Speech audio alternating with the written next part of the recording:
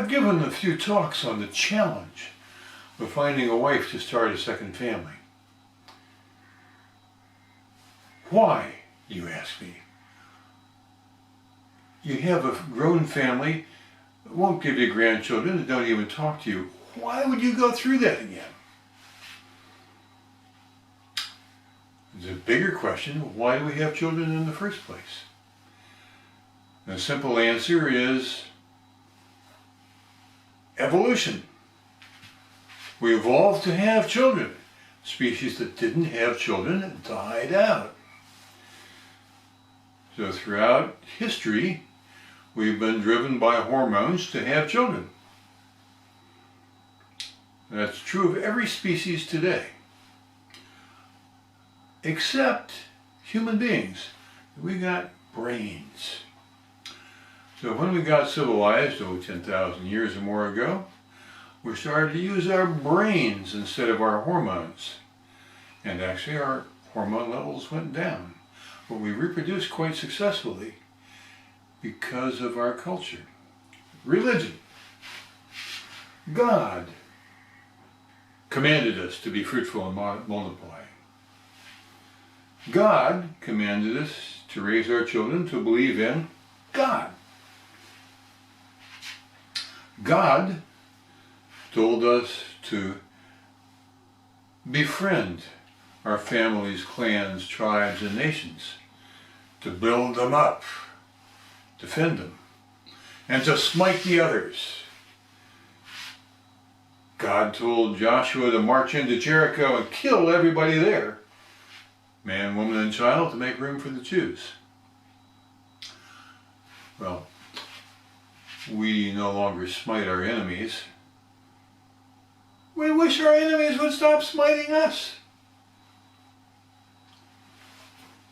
And recently, we've even stopped believing in God, because we believe that all of humanity is one great big tribe.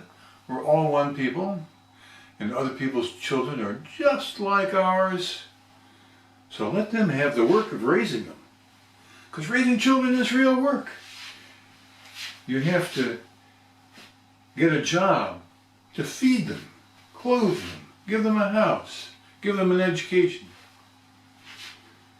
You have to commit yourself for 20 years with one spouse.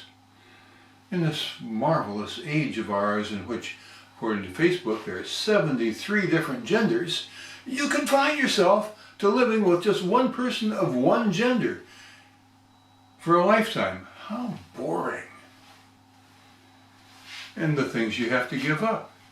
You can't set a bad example by using drugs or alcohol or doing stupid things like bungee jumping or skydiving, because suppose the bungee cord breaks or the parachute doesn't open, then you leave the poor little dears with nobody to take care of them. Having children is very limiting. Not having children frees you from some other concerns. Of course, many of you are too hypocritical to admit it, but look at it this way. If global warming turned out to be real, why would you care if you don't have kids? Because you'll be gone by the time the world starts to fry.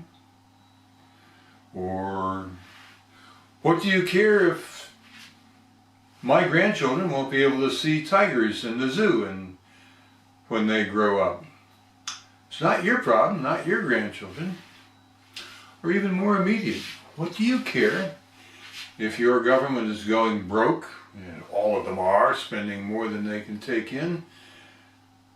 Just as long as your pension comes, what do you care? So don't worry about the long term. Party on. Let other people who have kids take that upon themselves. I'll tell you another aspect of having children, good and bad. They've got half of your DNA, and they're often just like you. So you'd better like yourself, because when you look at a child, you're looking in a mirror. You can say, oh, handsome, he's got my good looks and he's got my intelligence. But on the other hand, you might say, gosh, he's got a quick temper, I wonder where he got that from. Or, those fat thighs, that's too bad. Or,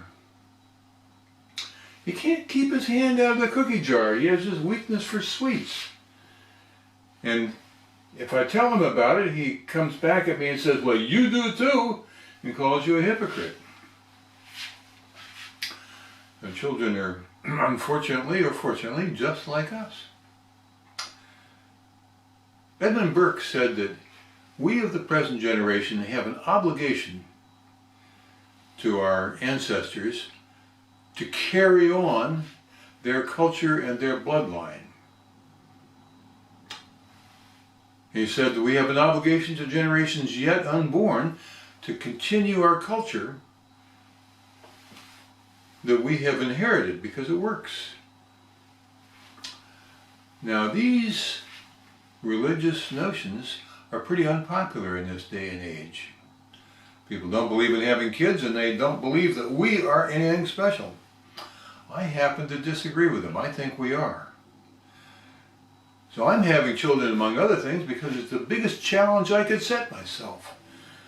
To raise children to be like myself in an age in which our governments and our schools and people around me don't think that's very important. But I love a challenge. Madam Toastmaster.